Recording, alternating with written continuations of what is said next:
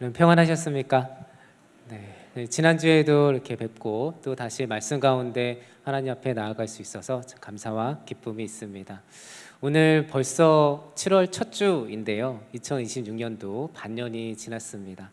보통 이렇게 새해를 시작하게 되면 새해 복 많이 받으세요 이렇게 인사를 하죠.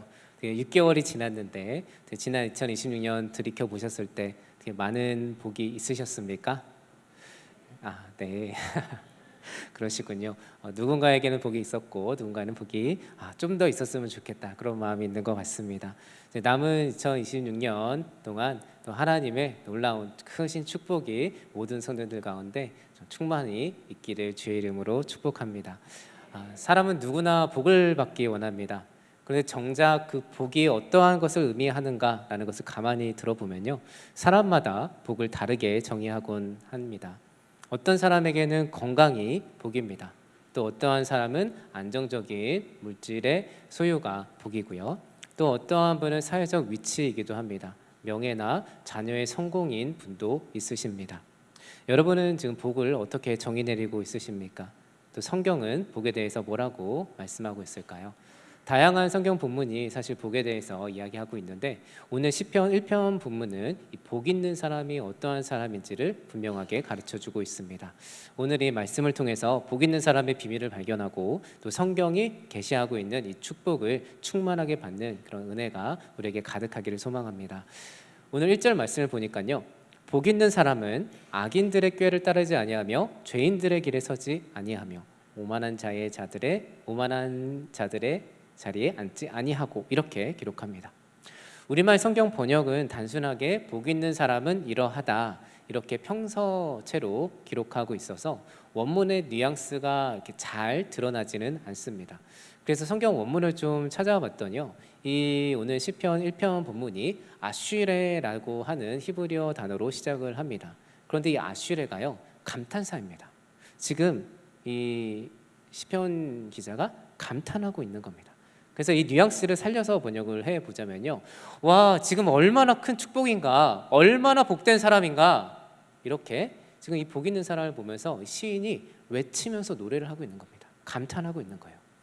그런데 참 의미 있는 것이 이 오늘 본문이 복 있는 사람을 보면서 감탄하고 있는데 그가 얼마나 많은 것을 소유했는지, 그가 얼마나 건강한지, 그가 얼마나 유명한지, 얼마나 많은 업적을 내며 얼마나 성공했는지를 말하고 있지 않다는 것입니다.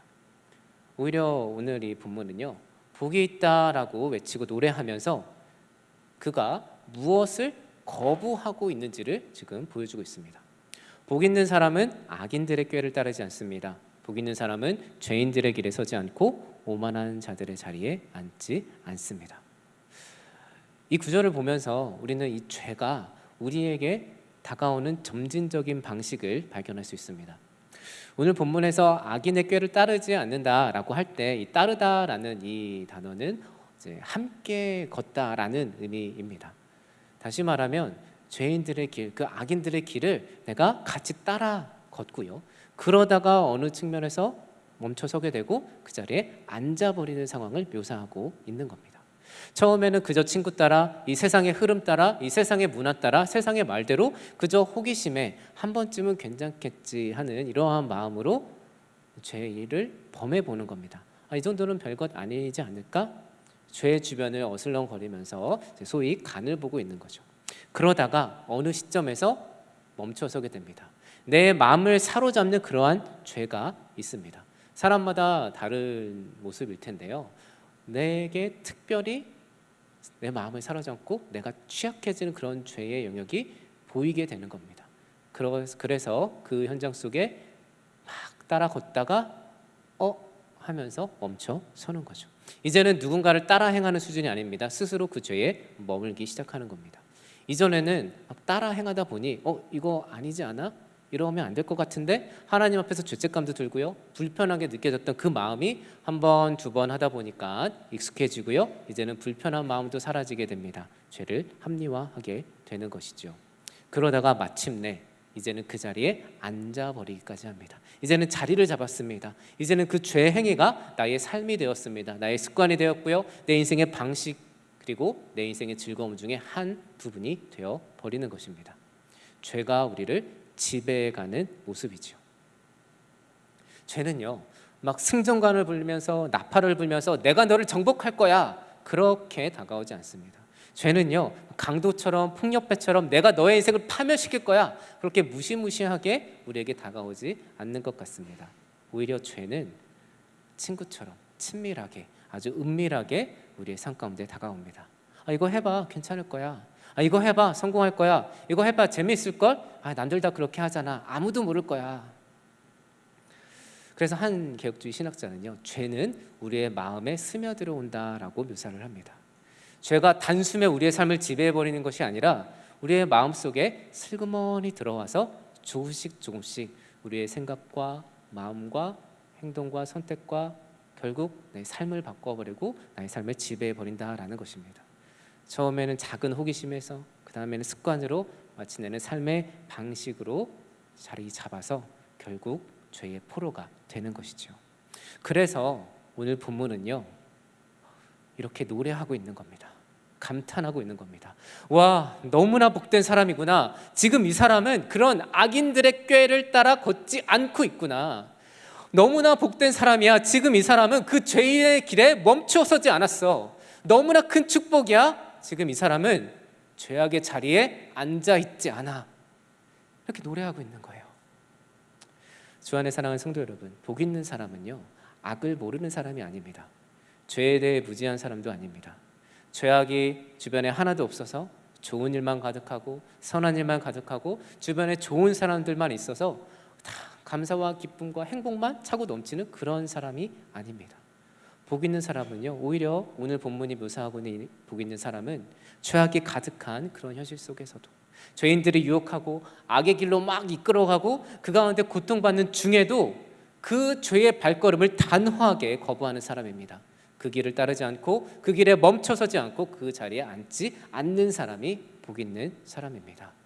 그저 주님 바라보면서 주께서 가르쳐 주신 그 길, 말씀이 제시하는 그 길을 멈추지 않고 따라가는 사람이 오늘 본문이 묘사하고 있는 복 있는 사람입니다. 상상해 보십시오. 이런 인생은 얼마나 복된 인생입니까? 가만히 보면요, 이 세상은 끊임없이 우리를 하나님의 말씀과 다른 방식으로 제자 훈련시키고 있는 것 같습니다. 우리가 보고 듣고 행하는 그 모든 것은 우리의 생각과 마음에 영향을 줍니다. 그러다 보니까 이 세상은요, 항상 우리에게 메시지를 던지고 있어요.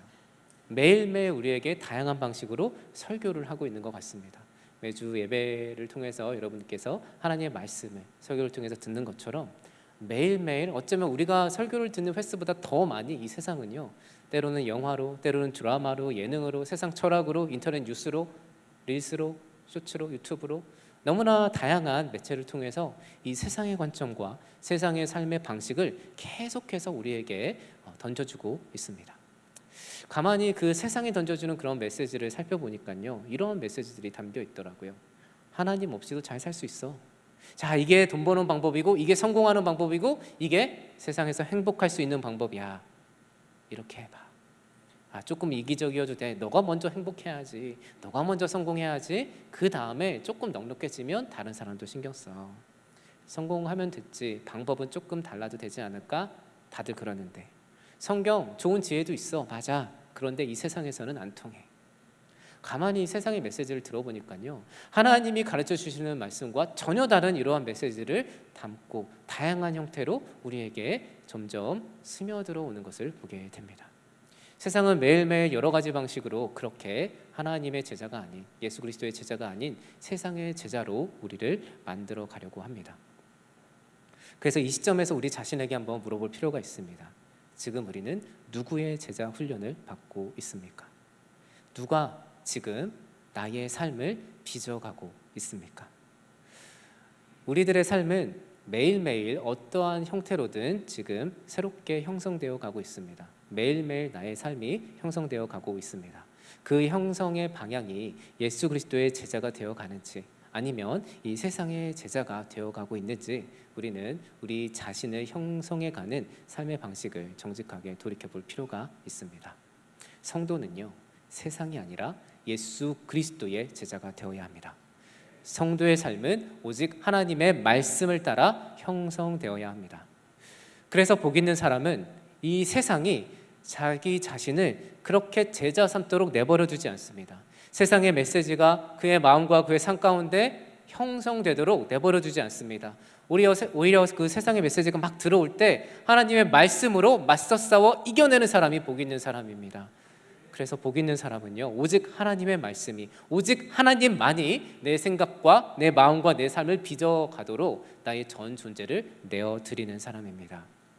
이 시간 혹 나도 그러고 싶지 않았는데 나도 모르게 누군가를 따라 혹은 이 세상의 문화와 세상의 질서를 따라 나도 모르게 죄의 길을 따라 걷고 계신 분 혹 있으시다면 이 시간 돌이키시기 소망합니다.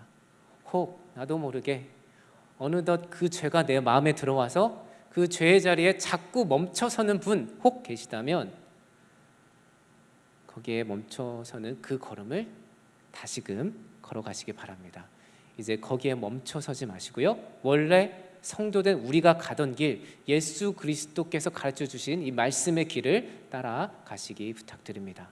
그리고 더 나아가 혹 그 죄의 자리에 이제는 앉아있기까지 하신 분 혹 계시다면 이제는 일어서십시오. 그 자리를 훌훌 털고 일어서셔야만 합니다.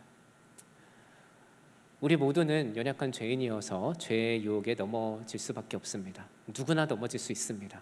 그런데 한번 그렇게 넘어졌다고 해서 그 자리에 머물러 앉아 있으면 안 됩니다. 한번 그 죄의 맛을 보았다고 해서 계속 반복하고 그 자리에 주저앉아 버리면 안 됩니다. 그 죄의 자리 털고 일어나서 다시 주님께서 보여주신 그 길을 가야만 합니다. 그래서 복 있는 사람이 갖고 있는 이 첫 번째 비밀은요, 이런 죄의 길을 가지 않는 것, 곧 주의 길을 멈추지 않고 끝까지 가는 것입니다. 이제로부터 영원까지 이 죄의 길을 떠나 오직 주의 길만 멈추지 않고 끝까지 따라가시는 모든 성도님들 되시기를 주의 이름으로 축복합니다. 그래서 오늘 본문 2절입니다. 복 있는 사람이 그 죄의 길을 따르지 않으니까요, 어떠한 길을 따르겠습니까? 하나님의 말씀을 따르는 겁니다. 오직 여호와의 율법을 즐거워하여 그의 율법을 주야로 묵상하는도다. 복 있는 사람의 두 번째 특징은요, 이 여호와의 율법을 즐거워하고 그 율법을 주야로 묵상하는 것입니다. 여러분, 하나님의 말씀을 듣는 이 시간이 기쁘시지요? 감사합니다. 율법을 즐거워하면요, 이 율법 자체, 이 율법을 통해서 전달되는 하나님의 뜻, 하나님의 임재, 하나님의 섭리, 하나님의 목적, 하나님의 그 질서를 즐거워함입니다. 그래서 이 율법을 즐거워함은요, 언제나 삶의 윤리로 연결됩니다. 다시 말하면요, 여호와의 율법을 즐거워함은요, 그분의 말씀을 아는 것이 기쁜 겁니다. 그분의 말씀을 아는 게 기쁘고 말씀 안에서 하나님 만나는 게 기쁜 것이고요. 그래서 그 말씀 안에서 하나님을 만나서 하나님의 뜻과 섭리를 알게 되고 그분의 질서와 그분의 목적과 그분의 마음을 알게 되고, 그래서 내 삶의 방식과 내 삶의 그런 모든 습관들을 하나님의 말씀대로 살아감을 기뻐한다라는 것입니다. 하나님을 만나는 게 즐거운 거예요. 하나님 뜻대로 말씀 안에 사는 것이 기쁜 것입니다. 여러분, 하나님의 말씀 안에 살 때 여러분 즐거우십니까? 아까와 다른데요. 여러분, 말씀의 순종함이 기쁘십니까? 혹 말씀의 순종함이 힘드십니까? 혹 말씀의 순종함이 괴로우십니까? 오늘 본문에서 주야로 이 여호와의 율법을 묵상한다라는 이 단어가 히브리어로 하가라는 단어를 쓰고 있더라고요. 1차적인 의미는 반복해서 읊조리다라는 의미입니다. 그래서 하나님의 말씀을, 이 단어는요, 하나님의 말씀을 소리내어 읽으며 그 뜻을 깊이 음미하는 행위를 가리킵니다. 그런데 이 하가라는 단어에 이런 의미와 함께 경영하다라는 의미도 담겨 있습니다. 이 성경 해석학을 좀 공부를 해보면요, 성경을 해석하는 방법 중에 인클루지오라는 그런 방법이 있는데, 본문의 앞과 뒤에 동일한 단어를 반복적으로 의도적으로 사용해서 표면적으로 드러내는 그런 메시지 외에 더 깊은 메시지를 담아내는 그런 해석 방법입니다.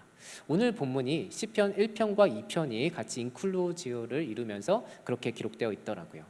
그래서 이 복이라는 단어가 그러하고요, 이 하가라는 단어도 그러한데, 이 말씀을 묵상하다라고 썼을 때 이 하가라는 단어가 시편 2편에서는 헛된 일을 꾸민다, 경영하다랑 같은 뜻이죠. 헛된 일을 꾸민다라고 할 때 사용된 단어랑 같습니다.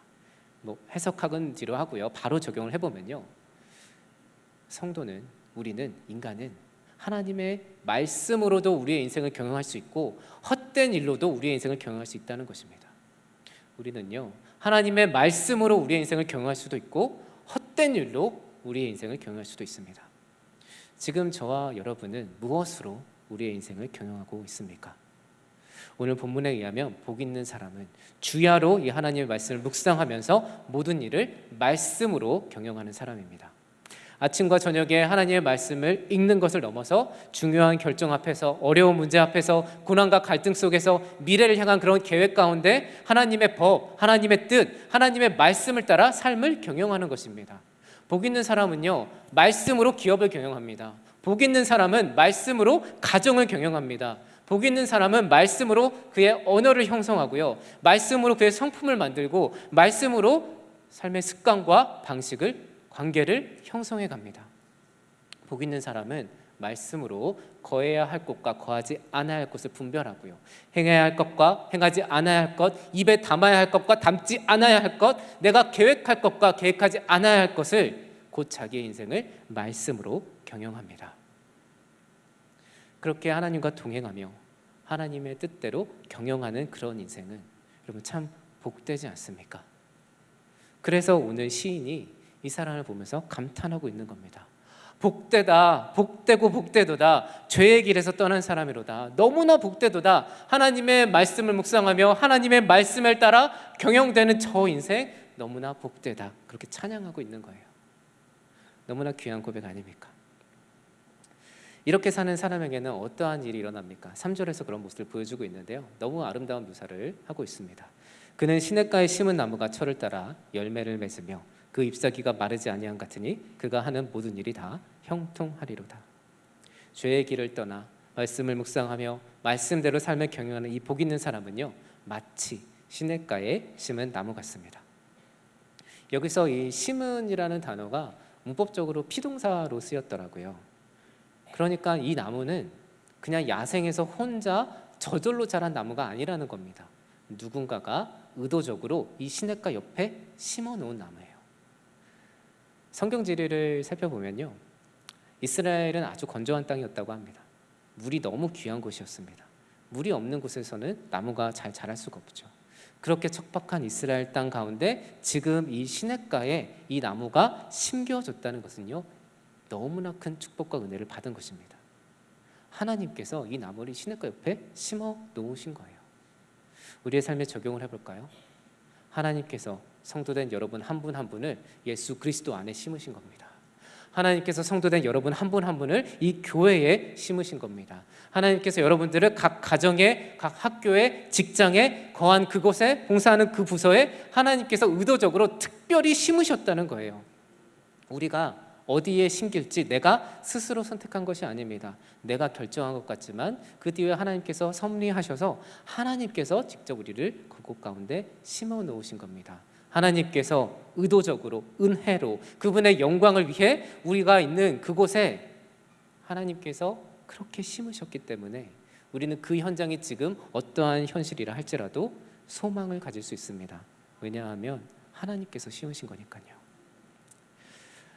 이런 비유를 하면서 오늘 본문은 형통함을 이야기합니다. 형통하다라는 이 말을 들을 때 많은 성도님들은요, 아마 자동적으로 요셉을 떠오르실 겁니다. 여호와께서 요셉과 함께 하심으로 요셉이 형통하였더라, 창세기에서 여러 번 언급이 되는데요. 그런데 우리가 너무나 잘 알다시피 이 요셉이 형통하다고 하는데 그런 말이 나올 때마다 요셉은 인간적으로 전혀 형통해 보이지 않습니다. 형제의 시기와 질투로 억울하게 팔리고요, 또 억울하게 누명 쓰고 거짓된 증언에 옥에 갇히기도 합니다. 꿈풀이를 해줘서 이 은혜를 좀 기억해달라라고 술 맡은 관원에게 이야기까지 했는데 잊어버려요. 계속 고난 중에 있습니다. 그런데 그런 중에 성경은 계속 형통하다라고 묘사를 하고 있어요. 그래서 제가 횟수를 이제 한번 세워보니까 13년 동안 계속 형통하다는 얘기를 들으면서 계속 그렇게 고난 가운데 억울한 일 당하면서 또 옥살이까지 하면서 요셉이 살고 있는 겁니다. 그러다가 이제 술 맡은 관원이 이제 요셉 배우로 꿈 해몽을 해서 이제 바깥에 나가서 이 요셉을 좀 기억해 달라고 하는데 이 술 맡은 관원도 이제 바로 왕 앞에서 요셉을 완전히 잊어버리죠. 일부러 잊었는지 뭐 그냥 잊었는지 잘 모르겠습니다. 2년 후에나 비로소 이 바로의 꿈을 해몽할 때쯤 되니 자기가 못하니까 그제서 요셉이 떠오릅니다. 아, 요셉이 꿈을 해몽 잘했는데 내가 못하고 이제 내가 필요해지니까 이제 그제서야 요셉을 찾는 거예요.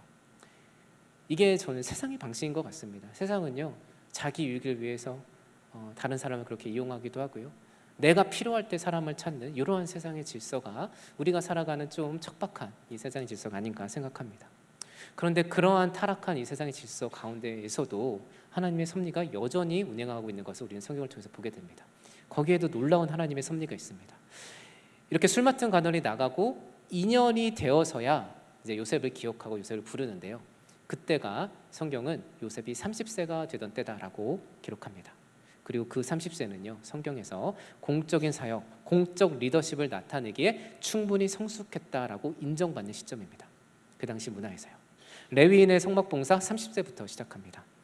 다윗의 왕의 시작도 30세부터였고요, 예수님의 공생의 시작 나이도 30세부터였습니다.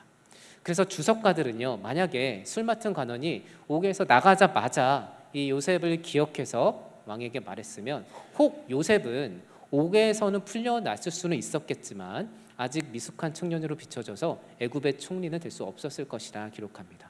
그러면 결국 기근 때에 그들의 가족도 구원할 수 없었겠죠. 더 나아가 이스라엘 민족도 구원하지 못했을 겁니다. 그러면 분명히 요셉이 옥에서는 벗어났는데, 옥에 갇히는 그 고통에서는 벗어났는데 요셉의 삶이 형통한 게 아니에요. 왜냐하면 하나님의 뜻과 섭리가 아니니까요. 옥에서 갇히는 그 고통을 벗어날 수 있었을지라도 형통하지 않은 겁니다. 하나님의 뜻과 목적이 그 삶 가운데 있지 않으니까요. 따라서 요셉이 억울하게 애굽에 팔리고 옥에 갇히고 베푼 은혜가 잊혀지는 것도 때로는 인간적으로 너무 화나고요, 너무 아프고 상처도 되고 억울하고 힘든데, 그럼에도 불구하고 그 모든 일이 하나님의 섭리 아래 있고 그 고난 중에도 하나님께서 동행하며 일하고 계시니 요셉은 비로소 형통한 것입니다. 그래서 결국 하나님은 이 요셉을 통해서 가족을 구원하고요, 이스라엘도 구원하십니다. 이것이 오늘 본문이 묘사하고 있는 열매이죠. 하나님께서 계획하신 그때 철을 따라 맺혀진 열매입니다. 그래서 때로는 어려움 중에, 고난 중에 우리가 말씀을 붙잡고 하나님을 신뢰하고 견디고 버티는 것이 신앙입니다. 그것이 성도의 형통함입니다. 모든 계절에 우리는 풍성한 열매를 맺을 수 없습니다. 시냇가에 심겨진 이 나무도요, 모든 계절에 열매를 맺을 수 없습니다. 나무 종류에 따라, 철을 따라 열매를 맺는 거죠. 그리스도인의 삶에도요, 성도의 삶에도 때로는 그 열매가 전혀 보이지 않는 시기가 있습니다. 매서운 겨울로 묘사될 만한 그런 혹독한 시기가 우리들의 삶에도 있습니다. 눈에 보이는 열매가 없어요. 기도했는데 기도응답을 받지 못하는 것 같습니다. 열심히 노력하고 있는데요, 신실하게 주님 말씀에 순종하면서 살아가고 있는데 도무지 조금도 나아지지 않는 것 같은, 그렇게 느껴지는 것 같은 때가 우리들의 삶에도 있습니다. 그럴 때 사랑하는 성도 여러분, 반드시 기억하십시오. 하나님께서 여러분을 의도적으로 그 현장 가운데 심어 놓으셨습니다. 그 현장 속에서 하나님의 영광의 빛을 드러내고 하나님의 때에 하나님 나라의 역사를 이루기 위해, 하나님의 뜻과 섭리를 이루기 위해 하나님께서 특별히 여러분을 그 현장 가운데 심어 놓으신 것 꼭 기억하시기 바랍니다. 그래서 제가 이제 워드 플레이를 한번 해보려고 하는데요, 성도는요, 하나님의 신복입니다. 하나님께서 심어 놓은 복이요, 하나님의 신복. 지금 이 자리에 계신 모든 성도님들이 그런 하나님의 신복인 줄 믿습니다. 그런데 종종 우리는 이 세상이 마치 교회에 심어놓은 스파이 마냥 그렇게 세상의 질서를 자꾸 교회에 가져와서 어지럽히는 건 아닌가 한번 돌이켜보게 됩니다. 하나님의 신복으로서 하나님 나라의 역사를 이루어내는 저와 여러분들 되시기를 소망합니다. 여러분 혹시 지금 가정이 어려우십니까? 혹 가정생활이 힘드십니까? 그래서 하나님이 여러분을 그곳에 심어 놓으신 겁니다. 그 가정에 때를 따라 하나님의 영광을 드러내고 하나님께서 약속하신 그 열매를, 하나님의 뜻과 성품과 목적을 그 가정에 여러분을 통해서 하나님이 이루시기 위해 하나님께서 여러분을 그 가정에 심어 놓으셨다는 것 여러분 믿으시기 소망합니다.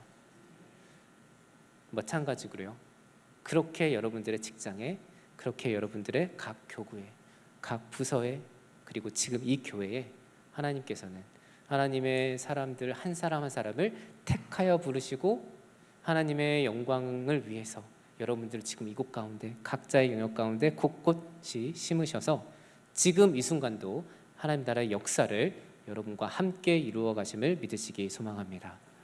이 역사 속에 거하고 있는 자가 바로 복된 사람이고요, 형통한 사람입니다. 주 안에 사랑하는 성도 여러분, 하나님께서는 실수가 없으신 분입니다. 우리를 지금 그곳에 심으신 하나님을 신뢰하시기 바랍니다. 그래서 그 현장 속에서 하나님의 말씀을 묵상하며 말씀대로 삶을 경영함으로 하나님 나라의 놀라운 역사를 이루어내는, 그래서 하나님의 때에 하나님께서 맺게 하신 그런 귀한 열매를 많이 맺는 그런 귀한 성도님들 되시기를 주의 이름으로 축복합니다. 이렇게 시냇가에 심겨진 복 있는 사람은 너무나 아름다운 그림을 성경을 통해서 우리에게 보여주고 있습니다. 그런데 4절 이후를 보니까요, 아기는 그렇지 않습니다. 4절에 보니 오직 바람이 나는 겨와 같도다 이렇게 기록합니다. 시냇가에 심은 나무와 바람에 흩날리는 겨, 너무나 큰 차이이지요. 겨는요 뿌리가 없습니다. 겨는 쓸모가 없습니다. 겨는 무게도 없습니다. 겨는 자기 뜻대로 자기의 인생을 만들어 갈 수도 없습니다. 그냥 바람 부는 대로 끌려다닐 뿐입니다. 그리고 가장 중요한 것, 겨는요 생명이 없습니다. 생명이 없으니 겨는 결코 또 다른 생명을 낳을 수 없습니다. 수백, 수천, 수만 개의 겨가 막 날아다니더라도요, 그 안에는요 단 하나의 생명도 있지 않습니다. 그리고 막 수백, 수천의 겨가 막 멋지게 바람 탈리고 막 회오리치면서 날아가면요, 마치 봄에 벚꽃이 흩날리는 것처럼 멀리서 보면 우와 하면서 멋있어 보일 수도 있어요. 그런데 그 안에는 단 하나의 생명도 없습니다. 하나님 없는 인생이 딱 그러합니다.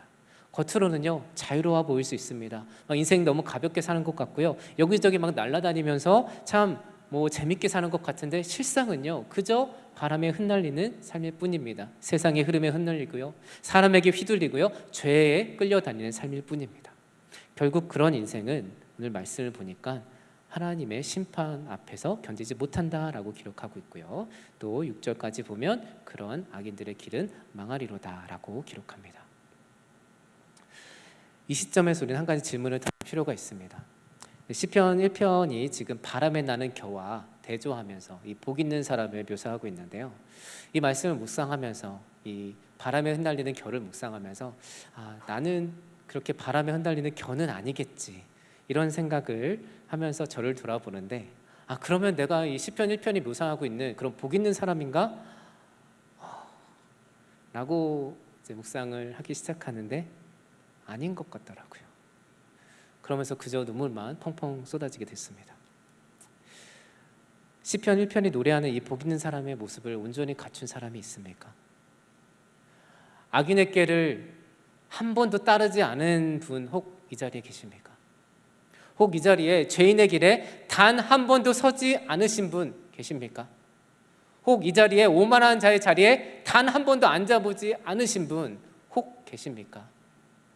여호와의 율법을 언제나 즐거워하고 주야로 묵상하며 말씀대로 내 삶을 온전히 경영하고 계신 분 이 자리에 계십니까? 단 한 사람도 없습니다.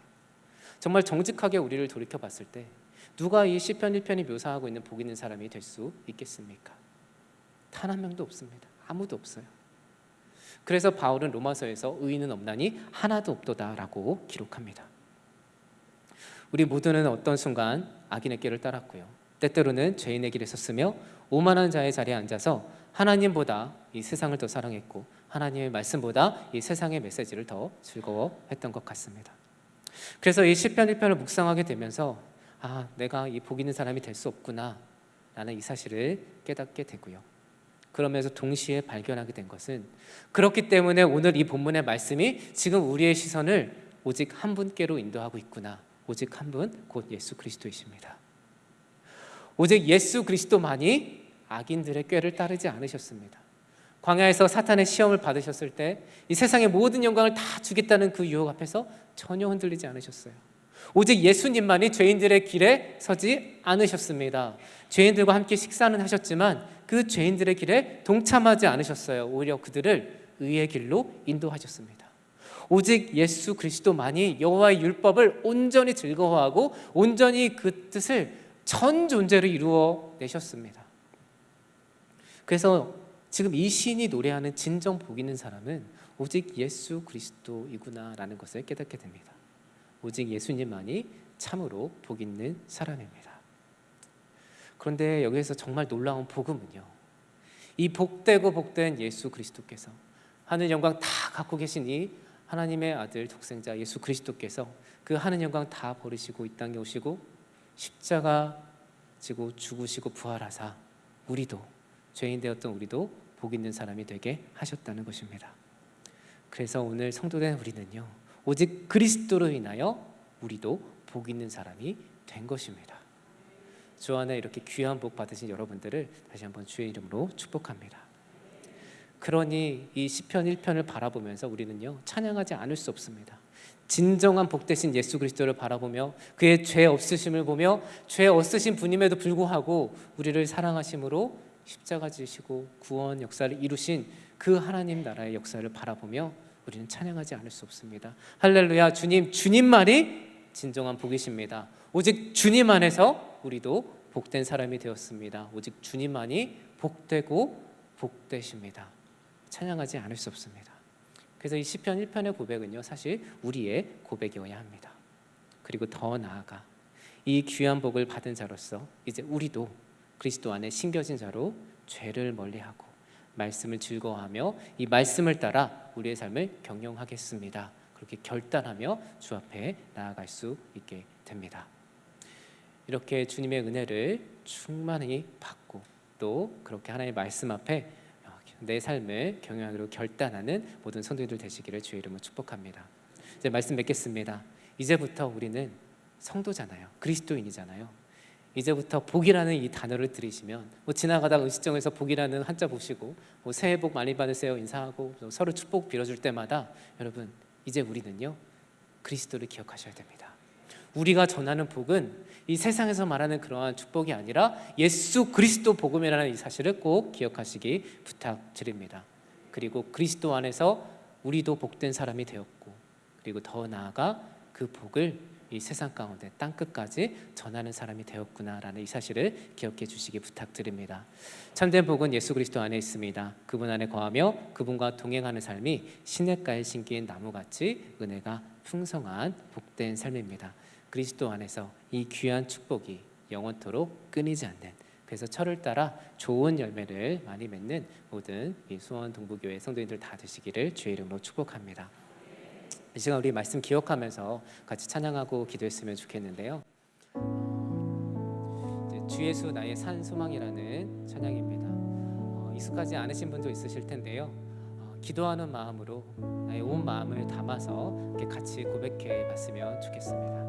우리 모두 자리에 일어나셔서 함께 찬양하며 나아가도록 하겠습니다. 깊은 절망의 수렁 가운데 주님께 닿을 수 없던 우리, 어두운 밤 중에 하늘을 향해 주의 이름 나 부를 때, 어둠을 뚫고 오신 주 사랑 나의 절망 거두셨네. 주님의 공로 다 이루셨네. 주 예수 나의 산소망. 그 누가 주의 자비를 알아?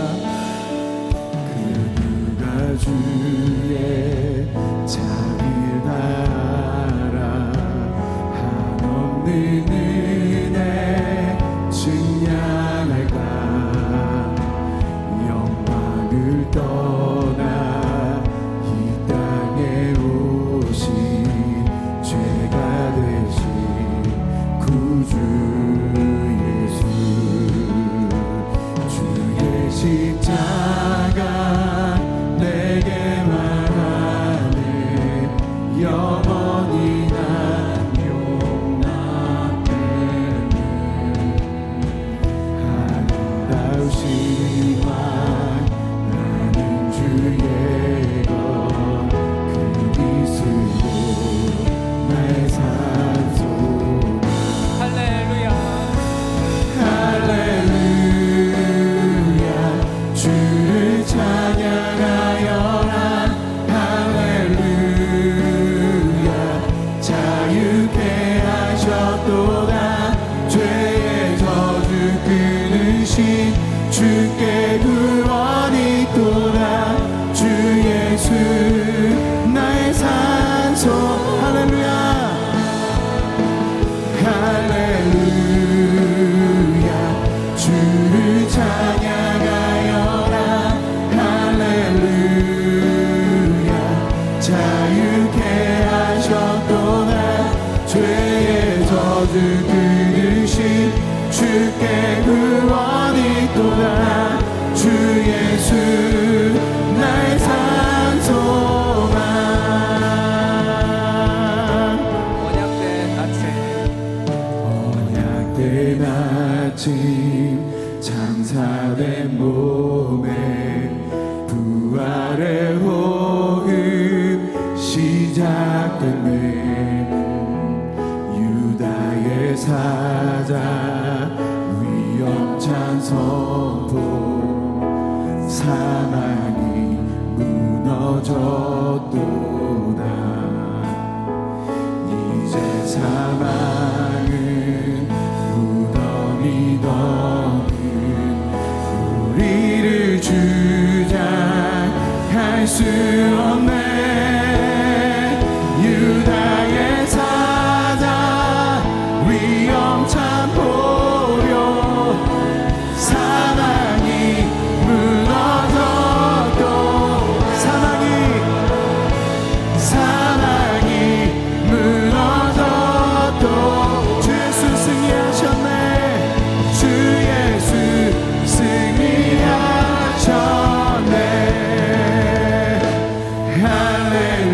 할렐루야 주를 찬양하여라.